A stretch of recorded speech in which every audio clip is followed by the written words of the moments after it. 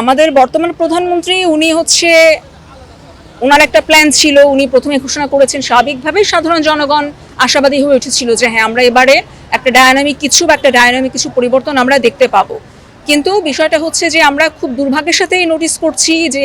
উনার অবর্তমানে সবচাইতে ইম্পর্টেন্ট 3টা মন্ত্রণালয় উনি সালাউদ্দিন সাহেবের কাছে অর্পণ করেছেন সেই দায়িত্বগুলো, এবং সালাউদ্দিন সাহেব মোটামুটি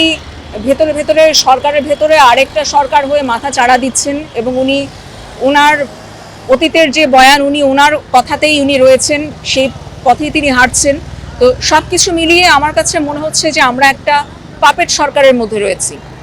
এটাকে আসলে খুব সুন্দরভাবে বা খুব সহজভাবে নেওয়ার কোনো সুযোগ নাই। আমরা এ ব্যাপারে মাননীয় প্রধানমন্ত্রীর সরাসরি এবং সক্রিয় হস্তক্ষেপ কামনা করি, এবং আমরা আশা করি যে তিনি যে কমিটমেন্ট দিয়েছেন সাধারণ জনগণের কাছে, তিনি ওনার সেই ওয়াদা উনি রক্ষা করবেন, এবং উনি ওনার দলের অন্যান্য কোনো নেতা মন্ত্রীর কথায় না, জনগণ যেটা বলবে উনি সেই জনগণের ম্যান্ডেট অনুযায়ী চলবেন, জনগণের রায়কে সর্বাগ্রে প্রাধান্য দিয়ে প্রয়োজনে উনি ওনার নিজের দলকে ঢেলে সাজাবেন, তিনি ওনার সরকারকে উনি সেভাবে নিয়ন্ত্রণ করবেন।